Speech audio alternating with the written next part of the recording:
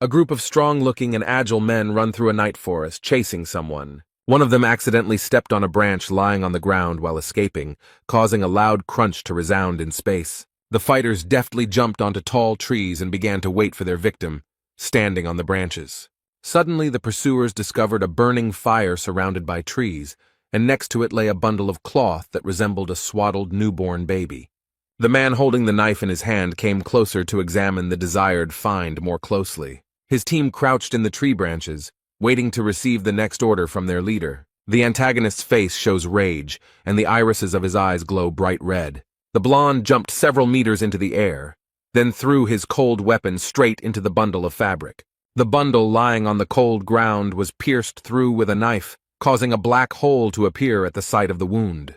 The attackers discovered that the bundle did not contain the baby they had been hunting for so quickly. A look of bewilderment appeared on the pursuer's face, and he was surprised to find that it was empty inside. Suddenly the man heard a voice behind him saying that the one he was chasing was standing right behind him. He turned around and saw a guy standing on a tree branch holding a battle bow in his hand. The guy looked at him with an indifferent expression on his face, not showing any strong emotions. Suddenly, the guy who was being chased declared that he now had every right to kill his pursuers. He broke a wooden stick in half and clarified that his counterattack would be considered simply self-defense.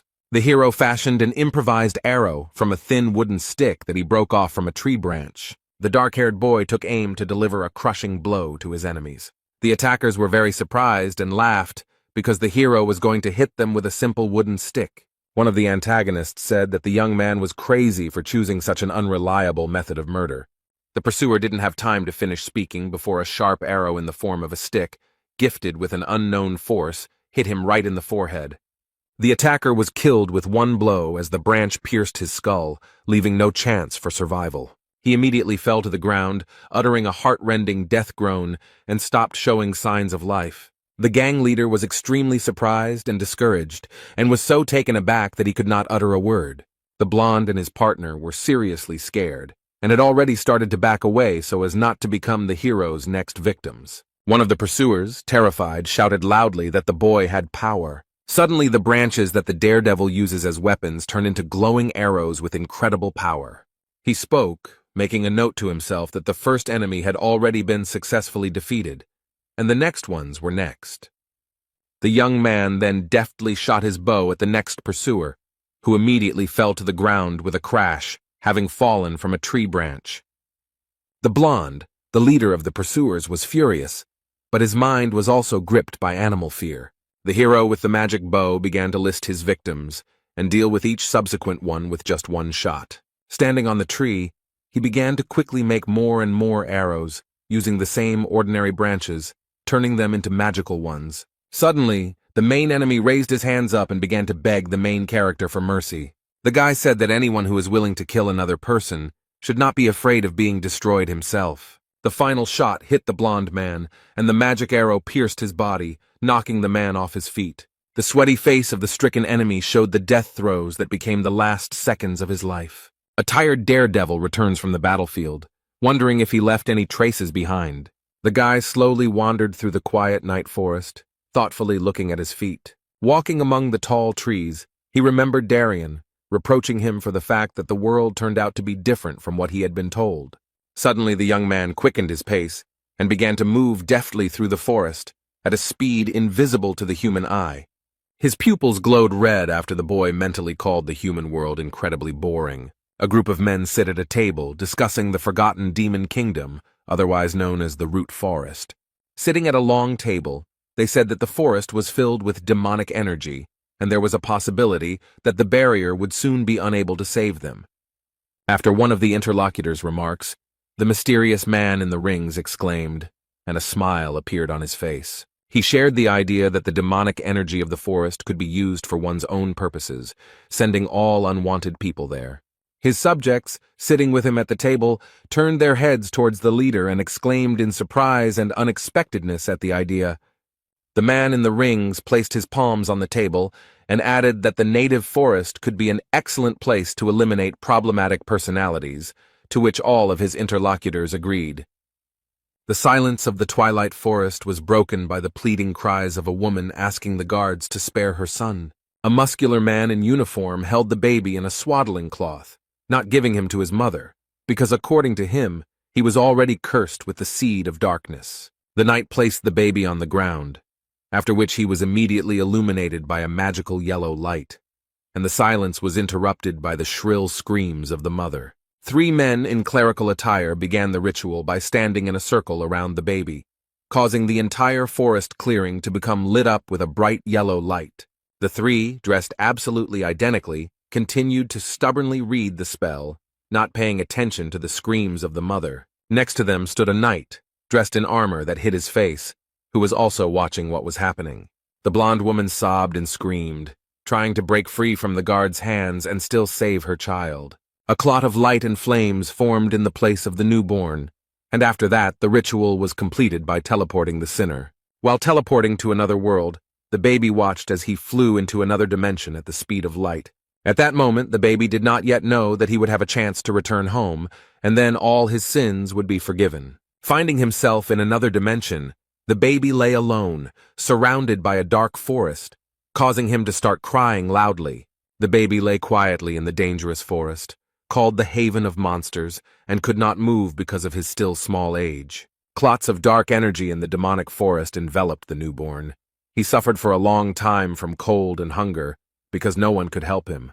What kept him from dying was the incredible strength that had awakened in the boy's little heart. This power enveloped the baby with energy, which allowed him to remain steadfast for 10 days, despite dangers and harsh weather. After some time, the boy met the first beast. A magical creature in the form of a snow leopard with glowing turquoise spots cautiously approached him. The strange beast had furious eyes and seemed hostile towards the stranger. While the baby continued to scream for help, the predator crept up on the main character to get a closer look at him. The white leopard opened its mouth and growled, but did not attack the defenseless baby. The beast carefully took the newborn baby, wrapped in swaddling clothes, into its mouth to save it from death. 10 years later, the now-grown boy was hunting a large hare in the forest, shouting for it to stop. The young daredevil cursed his victim as he caught up with the animal, as the hare was too fast and agile. The frightened hare ran as fast as he could, trying to escape from the protagonist's hands. Finally catching up with his victim, the guy raised his hands up, ready to kill the hare. His face was angry and furious. The boy grabbed the animal by the back and deprived the defenseless hare of the opportunity to continue the chase, causing the victim to squeak. The female snow-white leopard Elga watched from the side as her pet hunted animals in the forest. She deftly jumped down from the tree and approached the boy to examine his first ever self-caught prey. Elga helped her charge kill the hare by ripping open its belly with her long and sharp claws. The beast asked the boy if he had finally mastered hunting, and he, watching the death of his victim, replied that so far he had only managed to catch rabbits and hares. The leopard's claws were stained with blood, but they also contained a small red core that Elga had taken from the belly of the dead animal. She showed the young man this core, saying that there was one in every demonic animal that lived in this forest. The boy looked at it in surprise, listening to stories about how this core could restore his strength and prolong his life. The protagonist extended his hand towards the small red core, saying that since he had caught the beast, he would not mind swallowing the power-giving stone. However, Elga did not let the guy take the core, pushing him with her paw, causing him to scream in pain and surprise.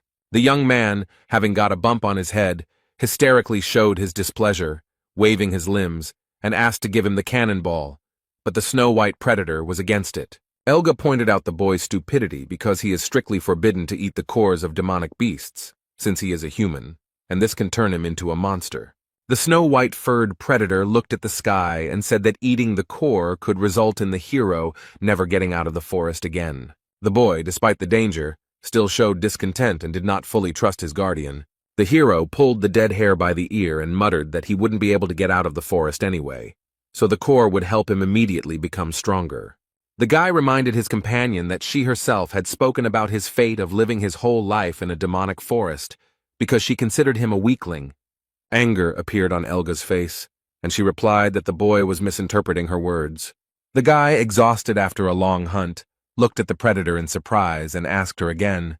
The giant beast's head turned towards the boy, and Elga said that he still had a chance to get out of the forest.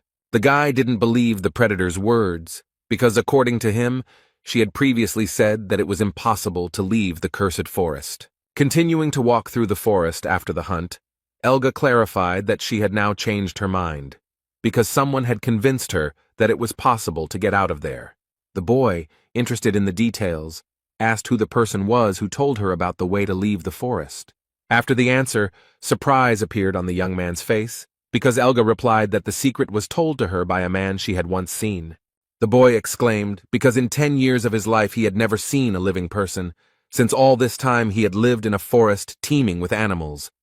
The main characters continued their conversation while walking through the morning forest, under the bright rays of the warming sun. The young man continued to ask the predator about that man, hoping that he was still alive and they could meet. Elga was dissatisfied with her pupil's stubbornness, and when asked the next question she remained silent, deep in thought. The beast then told a story about this man, saying that he looked quite ordinary, and that when they last met he was already old. The predator added that the stranger must be 90 years old already, and he could have died long ago due to the crushing demonic force and the lack of the seed of darkness inside him. The main character did not lose hope and continued to ask about the possibility of meeting that person because people can live up to 100 years. Elga was angered by the guy's question, and she took a branch in her tail and swung it at the guy, declaring his ingratitude. The snow-white fairy-tale leopard continued to answer the boy's questions with displeasure, convincing him that the man could already have left the forest. Elga got really angry at the main character's next phrase about how he would just go and come back. She turned to the guy and started growling at him, telling him he was free to do whatever he wanted and giving him the location of the man. He didn't answer. The young man immediately ran away and didn't waste time looking for the stranger. The fact that Elga's pupil, without saying a word, simply ran off into the depths of the forest surprised the predator. The boy, inspired by the upcoming adventure, continued running without even saying goodbye to his friend. The enraged female leopard screamed, not believing that her friend had actually run away from her. She shouted after the brave man that she would not save him again if he got into trouble. The boy's face looked extremely inspired, because he could not believe that there was another person in this forest besides him.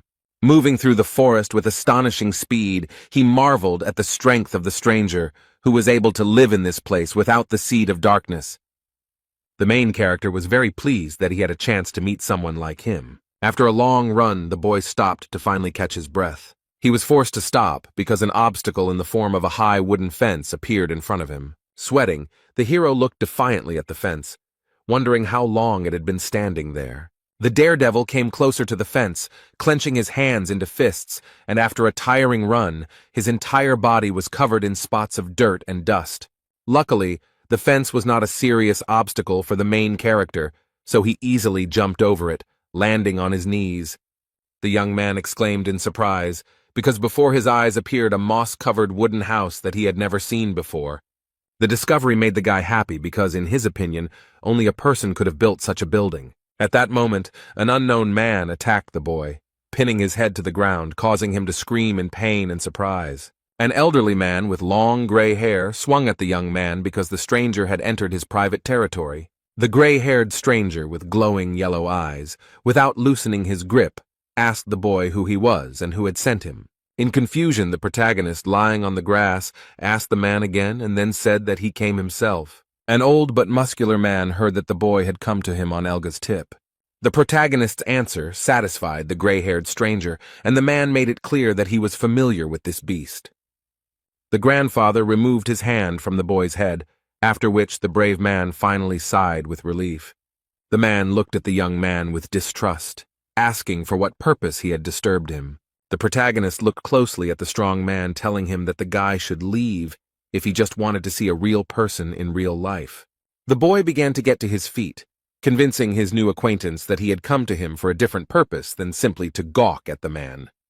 The heroes stood in front of each other. The daredevil looked the old man in the eye and declared that he had come with the intention of getting out.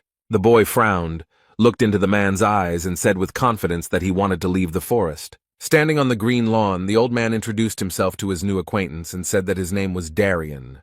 With an angry expression on his face, the young man, sweating from the scrape, answered through his teeth that his name was Helmet. Darian looked down at the boy with distrust, asking him if he wanted to escape from the cursed forest. Without breaking eye contact, Helmet replied that it was Elga who told him about the man who knew a way out. The man began to dissuade the boy, saying that the world around them was not much better than where they lived. With a gesture of his hand, the interested boy asked what the world was like outside the native forest. Darien told his new acquaintance that the danger of the outside world lies in the treachery and cruelty of people, which they use to replace the lack of claws and fangs. The gray-haired man asked if Helmet was born in the forest, to which he was given a negative answer. The boy pressed his hand to his chest, answering positively to the question about the presence of the seed of darkness inside him. Turning away, Darien said that the young man was lucky, because people like him were killed at birth instead of being teleported. The young daredevil was surprised because his survival proved that his family had great wealth or noble roots.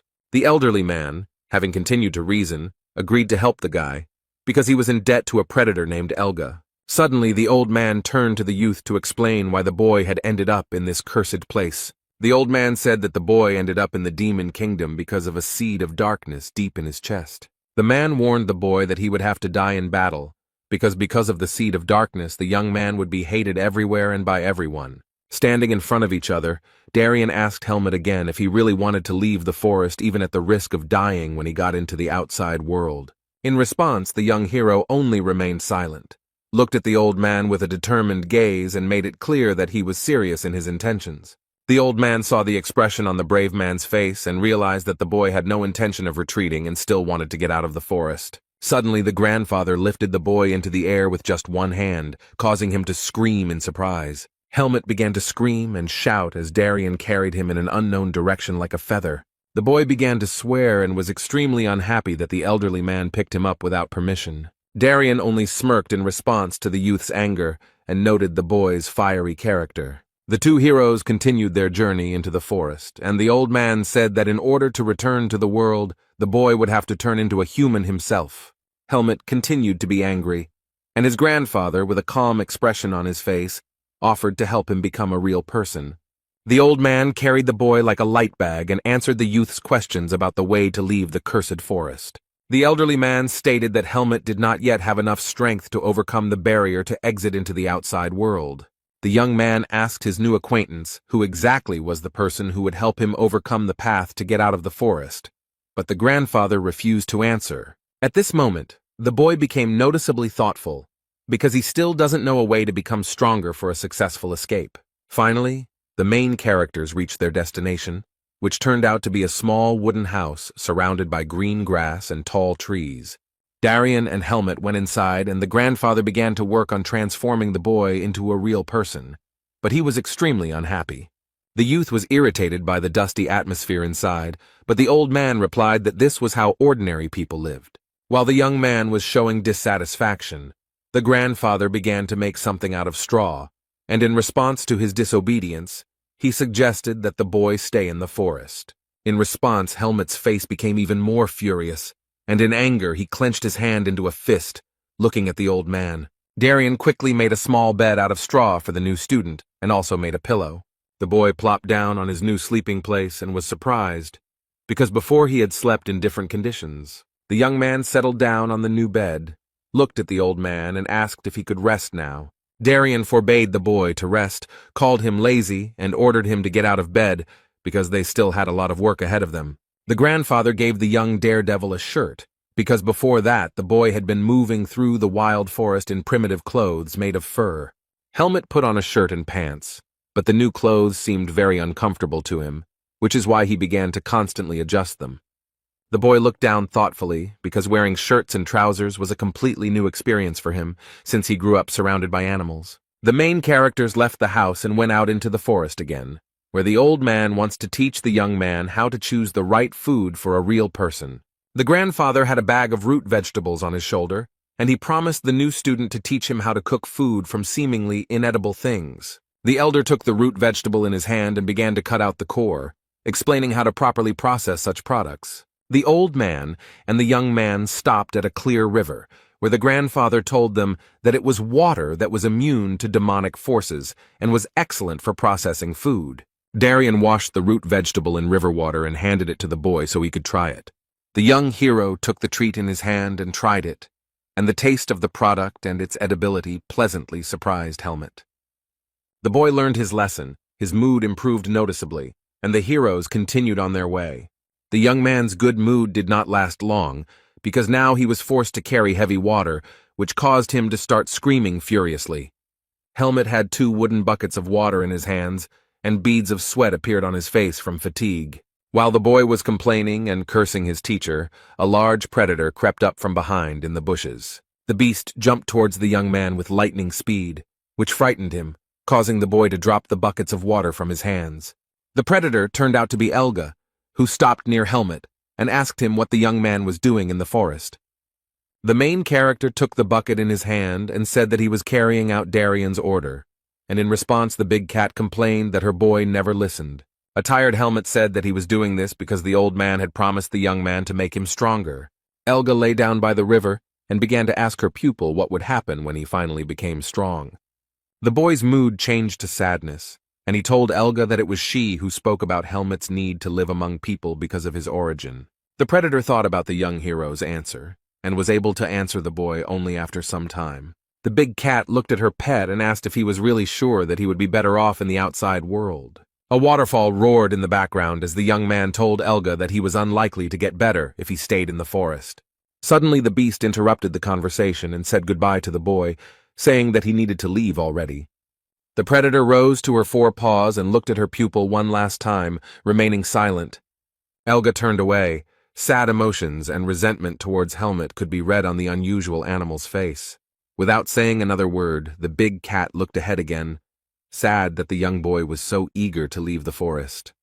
Elga walked forward slowly, and then said out loud to herself that Helmet would have a glorious life. The main character, all sweaty and tense, cried out from fatigue as he carried out the old man's next task. Standing on the green lawn near the house, the young man did squats, listening to the old man's mentoring comments. An angry Helmet told the man that he was tired, but he did not let him relax.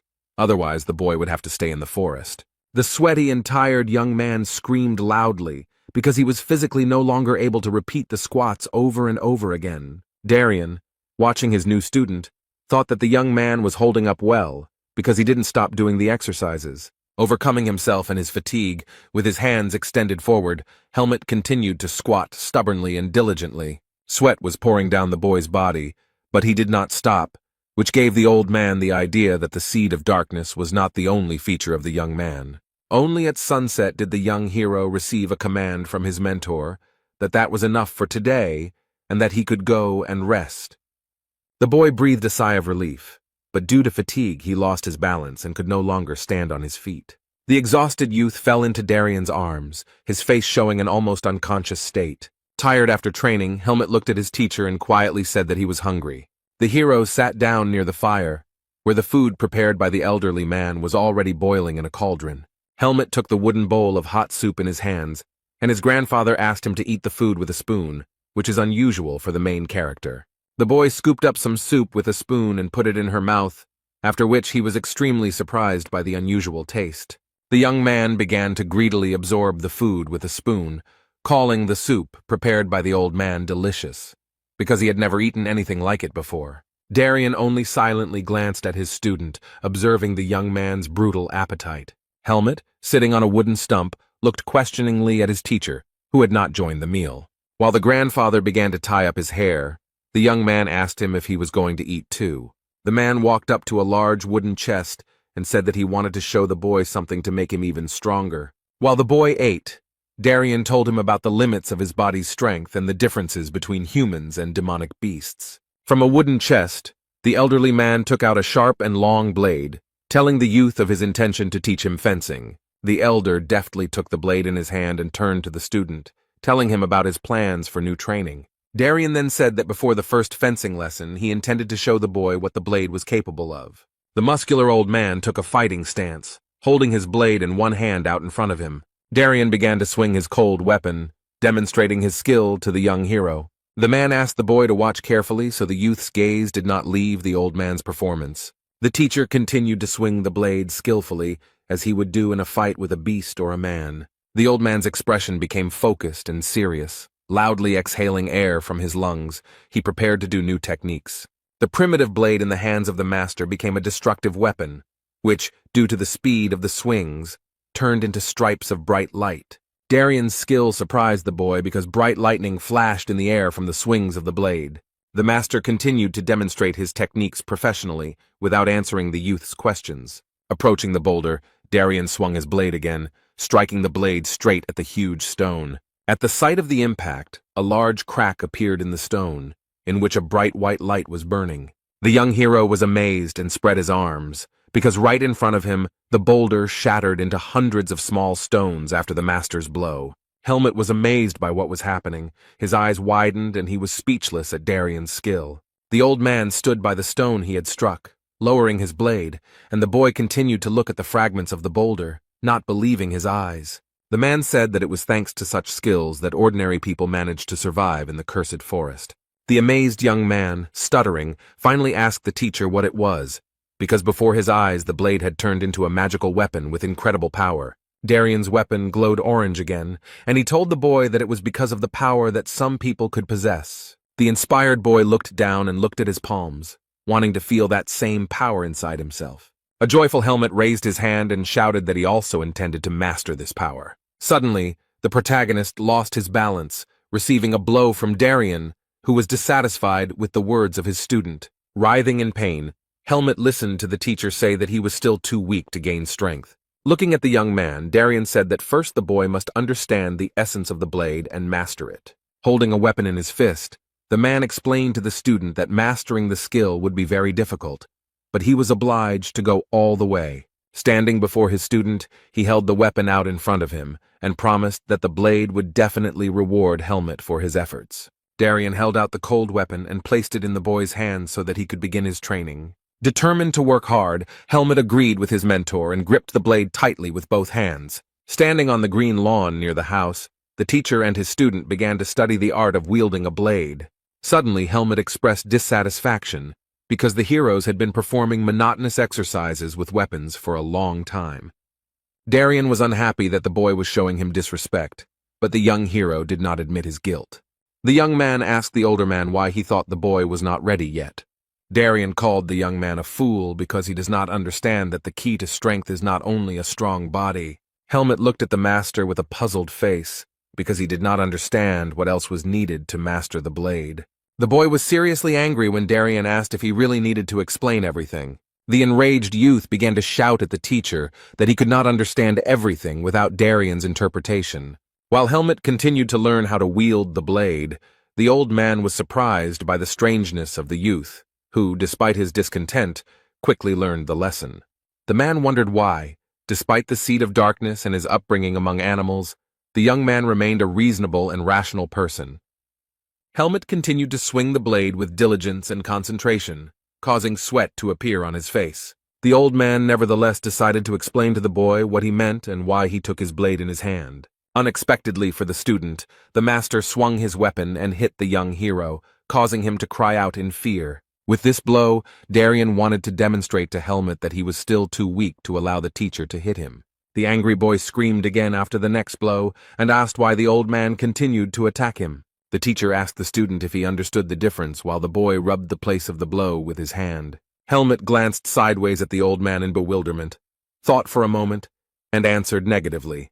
A look of shock appeared on the boy's face because he heard that Darian intended to leave the young man without dinner because of this oversight. Not wanting to be left without food, the protagonist put his hand in front of him and started shouting that maybe he understood the lesson.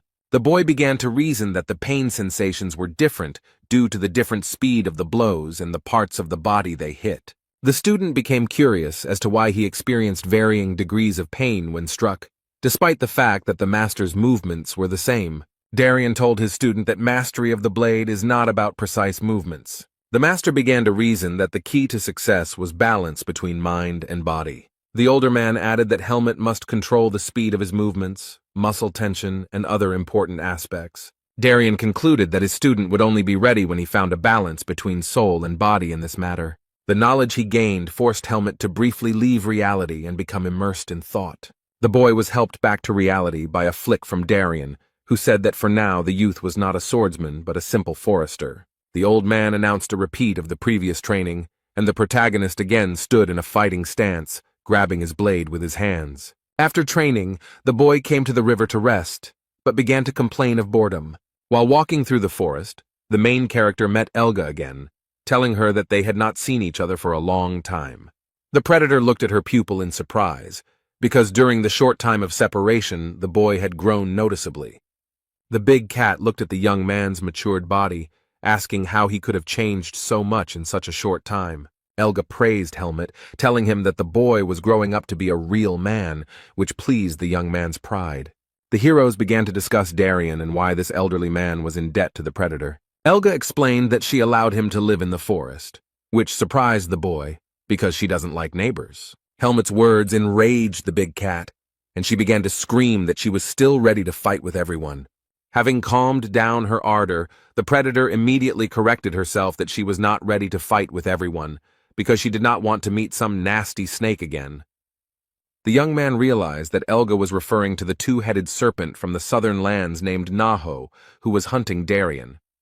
The boy asked Elga which of the two of them she thought would win in a fight with Darien. The predator, looking into the distance, thought about her pupil's question, wondering which of them was stronger. Elga, relaxing by the riverbank with Helmet, replied that she did not know which of them would win in a fight with the elderly man. She began to explain that demonic beasts were noticeably imbued with dark energy, while humans could hide it. The young hero listened attentively to the big cat's stories, pondering her words about the hidden power of people. He asked the beast if this statement meant that Elga could not defeat Darien. The predator again replied that she did not know who was stronger, and that Noha would not attack a man because of his hidden strength. Helmet stopped Elga's story and asked why this two-headed snake disliked Darien so much. Looking askance at the young man, the demonic white leopard replied that the reason for their enmity lay in Darien's destruction of some of Nohi's zones. The boy immediately began to ask the predator what the disgusting zone destroyed by his master was. Elga sat down, bowed her head to the young man, and asked him if he wanted to take a look at that area. Helmet crossed his arms over his chest and immediately declared that he definitely wanted to see, since he couldn't get his curiosity anywhere. Elga did not argue with her pupil, and immediately agreed to take him to the area of the two-headed snake destroyed by Darien. The boy sat on the predator's back, and she began to move deftly and lightning fast through the forest, promising to show him the area soon. Sitting on the back of the beast, the young man looked down in amazement when the heroes had already arrived at the destroyed area. Elga turned her head back to tell the boy that they had arrived at the place they had talked about the day before. An emaciated, bald, middle-aged man cried, holding tightly to a wooden log. He screamed in incredible pain as the man behind him struck him on the back again and again with a long, thick whip. The long-haired woman screamed in terror, scratching her nails at the wooden post as another man dragged her aside by her ankle. Elga and Helmet jumped between the trees, looking out over the fenced slave farm in the air. The main characters stopped nearby, looking at the large arena where tens and hundreds of slaves lived and worked in straw huts. The people on this farm were forced to carry heavy loads. The men's faces showed hellish fatigue, and their bodies were covered in sweat. Helmet looked at this spectacle in amazement, because it was the first time in his life that he saw a slave farm. Suddenly, one of the slaves, a strong-looking man, collapsed to the ground from exhaustion, dropping a wooden log. The warden, holding a whip in his hand, immediately scolded the man, calling him a bastard and a slacker. He began to strike the slave lying on the ground with his whip, calling on him to get up and get back to work. The boy watching this scene learned from the predator that the man was being beaten for disobedience. An enraged slave farm employee ordered the girls who had gathered around the tired man to get lost. Helmet continued to stand on the hill and quietly watch what was happening on the slave farm. He noticed a sad girl in the crowd, who was one of the slaves, sweat running down her face from fatigue.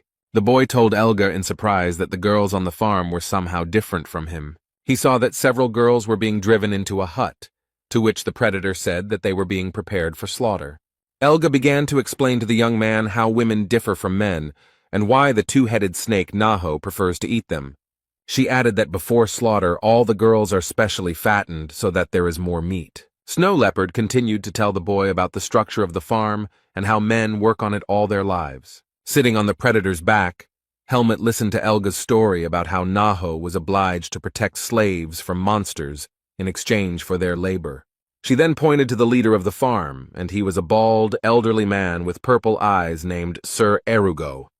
He stood in the arena in front of one of the overseers, who was reporting to the leader regarding the situation on the farm. Sir Erugo was informed that all the victims had already been gathered in the hut, after which he glanced at those women. The young girls, with their hands tied, obediently made their way to the primitive straw house. Suddenly, Erugo turned his gaze to the green-haired girl and walked towards his future victim. The slave farm leader grabbed the frightened girl by the jaw, fear and horror visible on her face. Smiling slyly, the bald man whispered to her that she was lucky, and now she would go with him. Helmet and the astonished crowd watched as Erugo mercilessly dragged the chosen girl by the hair. Worried, Elga told the boy that he too could become one of the slaves, since Erugo's magical abilities help him easily find people in the forest. The evilly smiling leader of the slave farm continued to drag the tearful girl along the ground, roughly holding her by the hair. The boy, watching from afar, told the predator that she never gave him into Naho's hands so that he could also become one of the slaves. He looked questioningly at the discouraged Elga and asked why she hadn't handed him over to the farm. The predator lied when she replied that she did so only because she did not want to increase the cattle population at Noka. Helmet grinned contentedly. Elga's answer pleased him, which made him look at her with a kind expression on his face. Elga was confused by the boy's words that such motivation in behavior was very similar to her. After this conversation, the snow leopard turned around and began to walk back, not wanting to stay close to the farm any longer. At that moment, Elga sensed a strange demonic energy with her nose, indicating that there was a monster nearby. A giant purple two-headed snake appeared before the eyes of the main characters, its body enveloped in clots of dark energy. Enraged, Elga opened her mouth and released her claws. Vortices of blue energy formed around her body. The two-headed snake, Noha, glanced sideways at his opponent and greeted her, saying that they had not seen each other for a long time. The predator began to growl furiously at the snake, defending herself and the boy, and then uttered the name of her enemy. The snow leopard, shrouded in blue light, continued to glare at the demonic beast, asking if it was hibernating. A terrified Helmet, still sitting on his girlfriend's back, screamed as he looked at the two-headed snake. Then the boy hid behind the beast's back, and the thought flashed through his head that he felt a terrible pressure from the appearance of the snake. Noha turned his gaze to Elga's pupil and asked her whether the boy was the same young man that she was raising. The demonic snake called the guy delicious and asked the predator to try the protagonist's flesh. Elga refused Noha, adding that the boy's body would not be to his taste, since he preferred girls. The two-headed reptile agreed with the leopard, telling her what delicious people the farm's leader, Sir Erugo, was raising for him. Helmet, stunned with horror, continued to look at the snake while it spoke about the delicious smell emanating from the young man. Then Noha moved from his place, his head coming very close to the main character. Noha loomed over the frightened boy, who was shaking with terror, and asked what connection he had with Darien. Helmet couldn't fight back the snake at that moment, so he just stood there silently, hugging his torso with his arms as tears welled up in his eyes. Elga did not allow Noha to get any closer to the young man, so she quickly stood between them, increasing the distance between the frightened Helmet and the snake.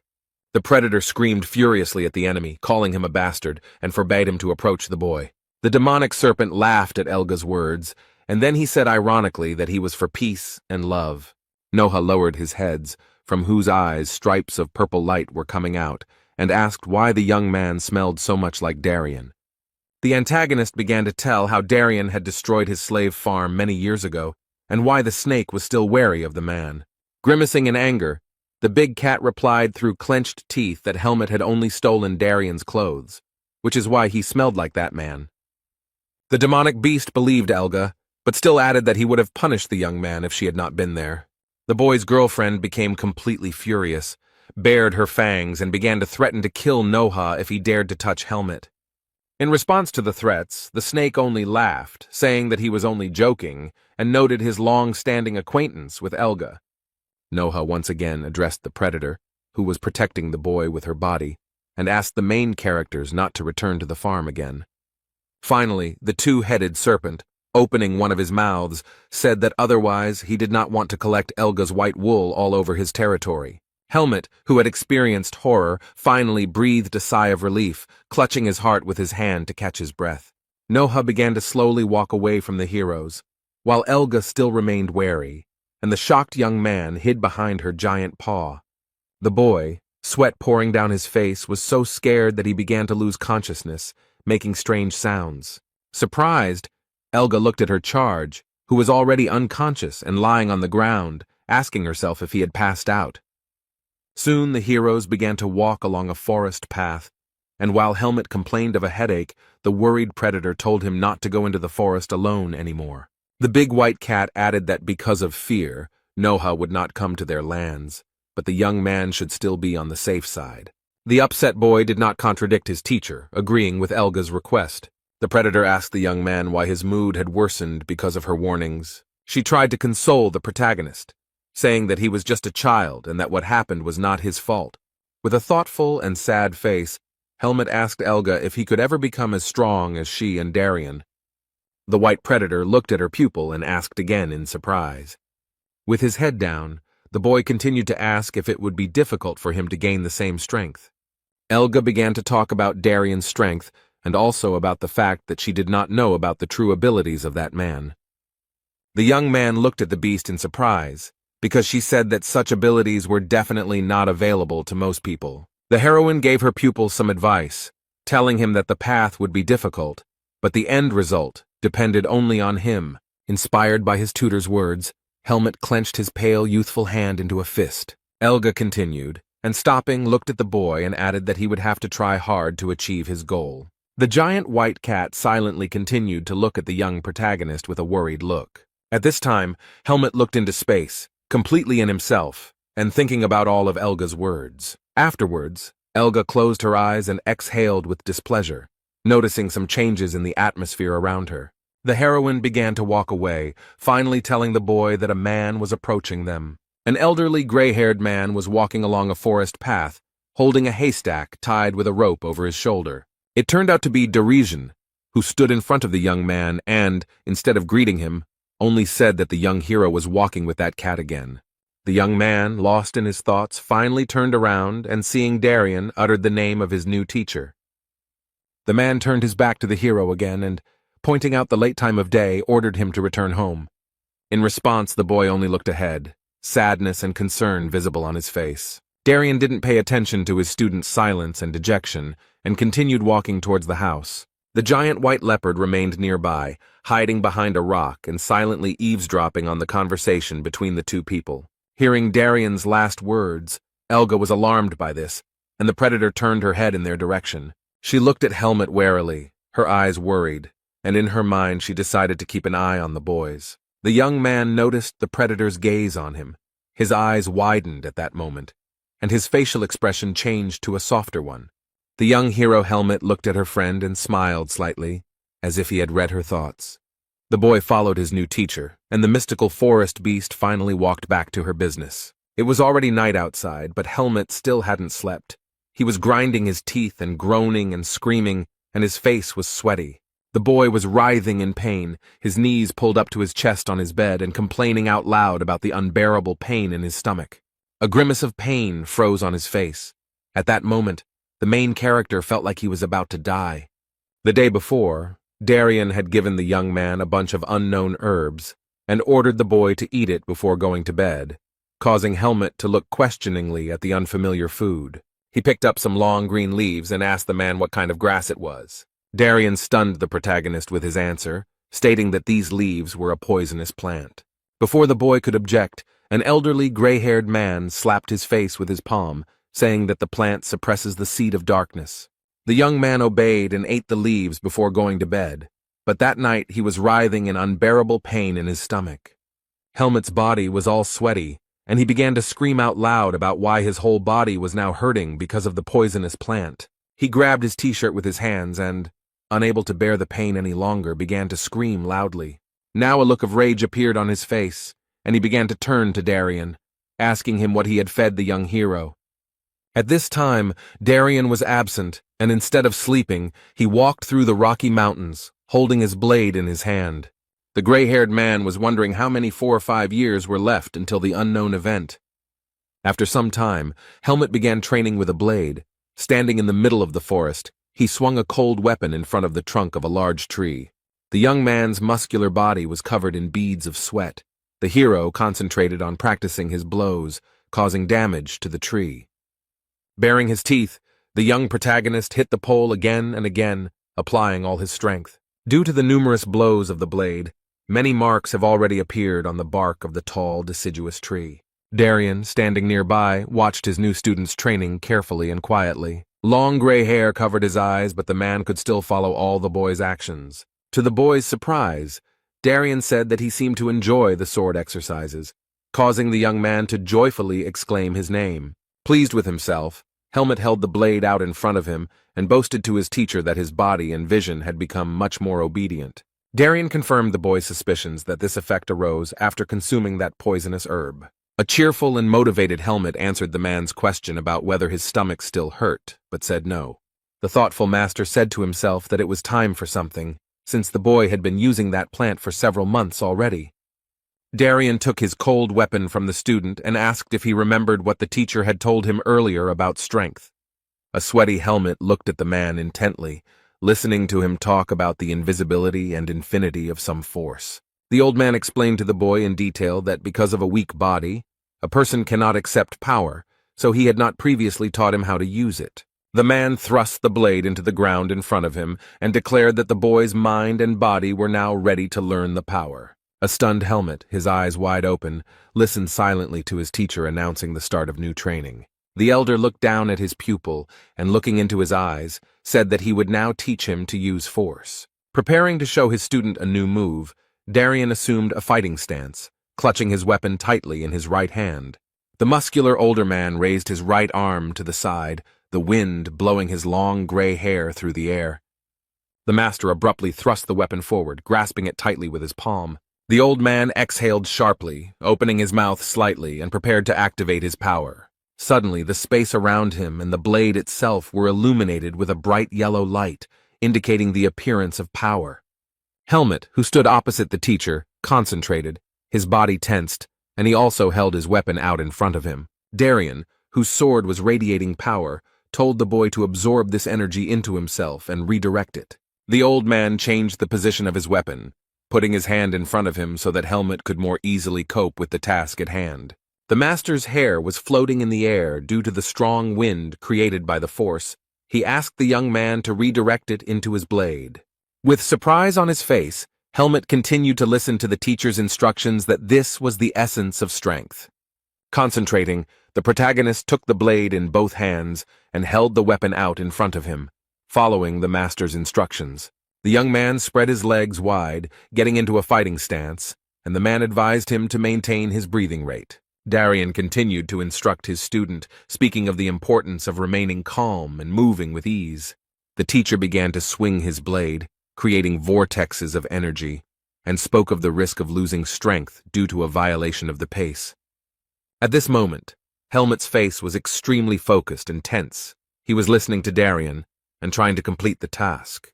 Holding the blade out in front of him as if defending himself, he took Darien's flow of power onto the weapon, which was very difficult for him. Helmet, unable to bear the tension, screamed loudly but continued to try to redirect the force into his blade. Darien, now putting his cold weapon aside, held his palm out in front of him. The gray-haired man's eyes lit up with yellow sparks as he continued to attack the young boy, who still held the blade in front of him. Suddenly, a clot of power created by himself appeared behind Darien. It looked like a sparkling bright ball. The teacher plunged his light illuminated blade into the trunk of a nearby tree, while the inexperienced boy tried to swing his weapon.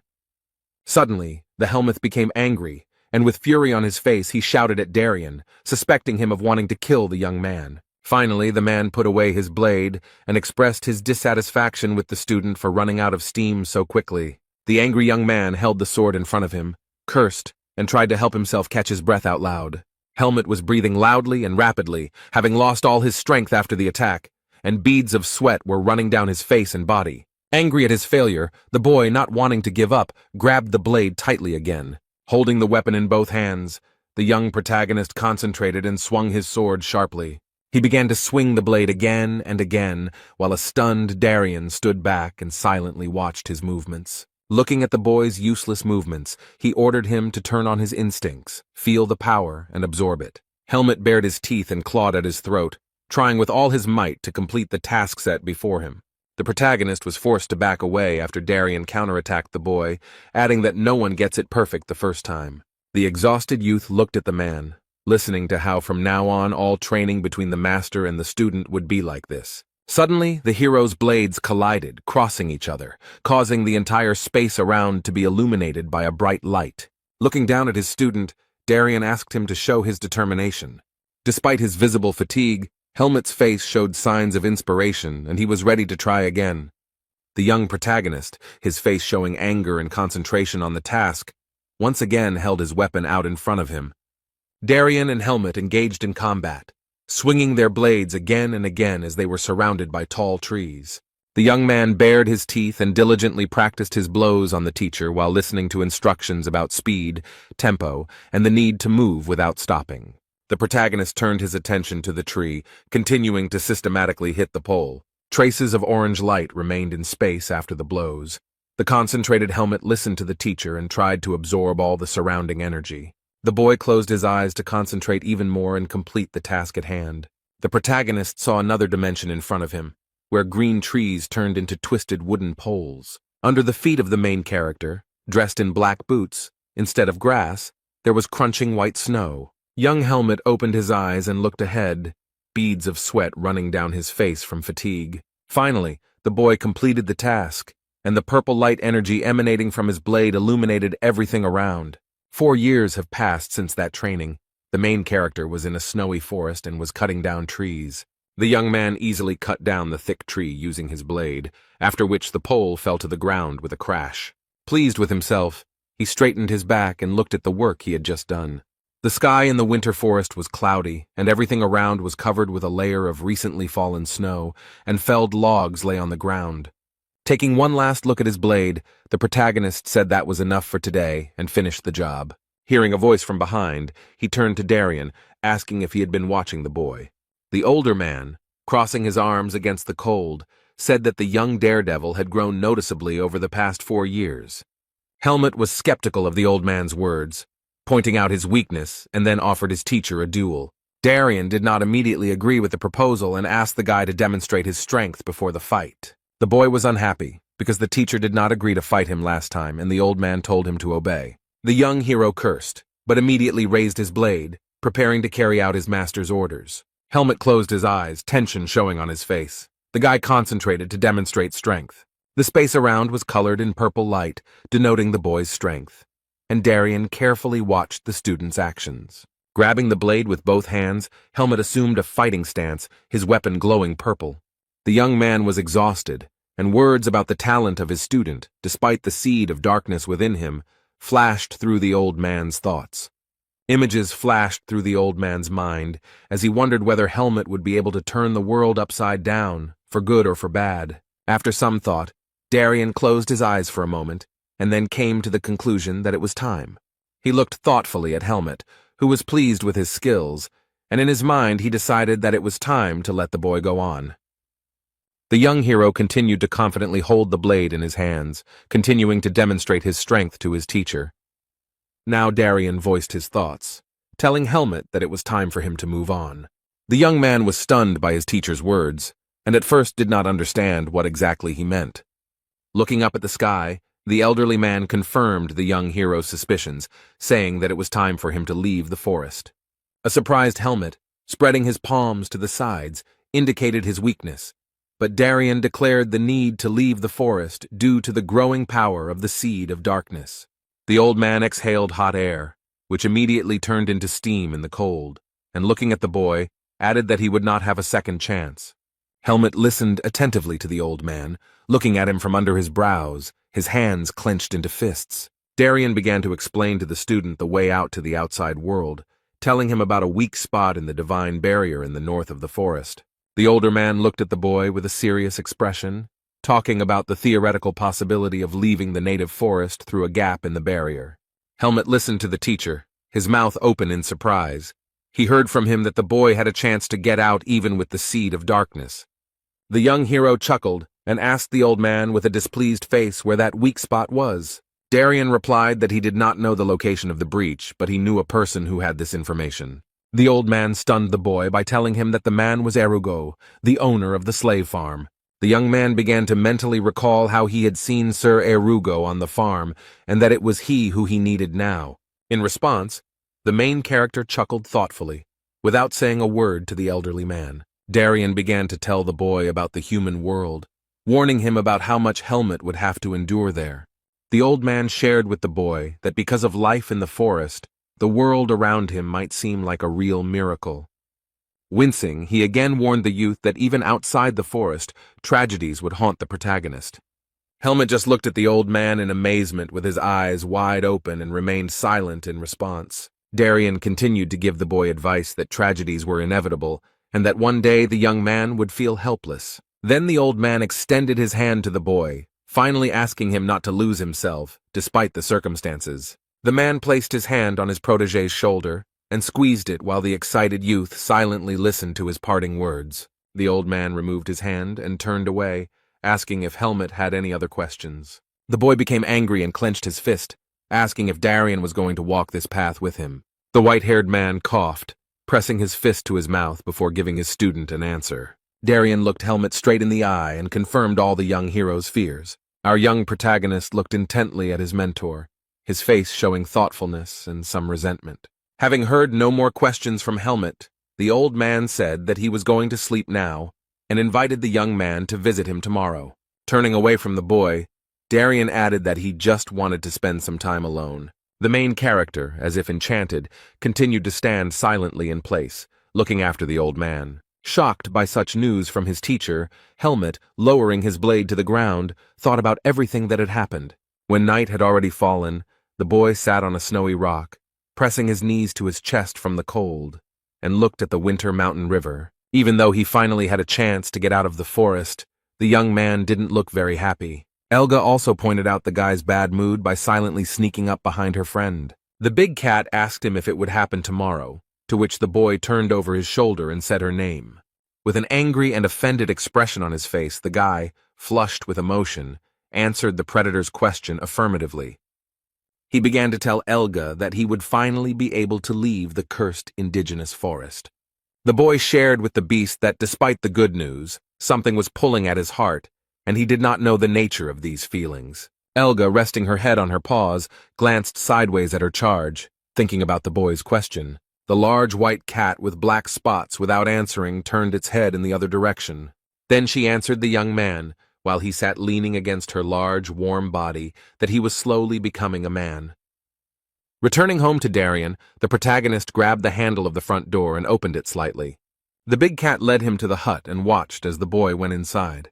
While the guy was hesitating whether to go in, Elga told him to go ahead. Still standing outside, Helmut turned his head slightly to the side and glanced sideways at his girlfriend.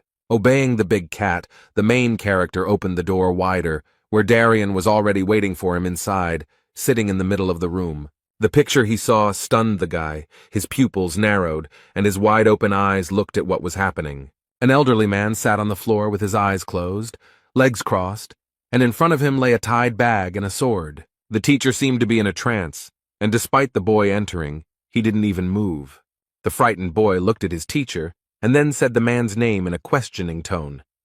With his hands clenched into fists, Darien still remained motionless and did not react to the student's words.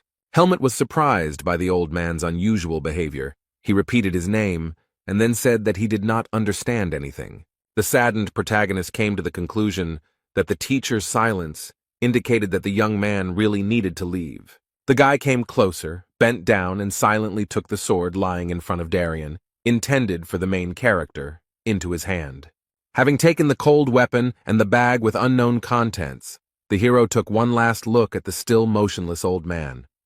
He continued to look at the silent Darien, hoping that he would speak. However, the long-haired, gray-haired man still remained in the same position, did not look at the young man, and did not say a word during this entire time. Without waiting for a reaction from his mentor, the young hero tightly closed his eyes. A moment later he opened them wide, the boy's expression showing mixed emotions. The figure of his teacher flashed through the boy's mind, and he mentally said that he would always remember him. Leaving the wooden hut with a bag slung over his shoulder, Helmet carefully closed the door, while Elga still remained in the yard. He stood in front of the big cat, and she told the boy that Darian's time had come. Helmet looked down with a downcast expression while Elga consoled him, talking about the inevitable end of all living things. The predator added that there was no need to feel sorry for the old man because he, unlike many others, was able to live until his time. Suddenly, Elga waved her paw, saying that it was time to give the boy something. She threw a package with a medallion into the young man's hand and told the stunned guy that it was with him after the teleportation.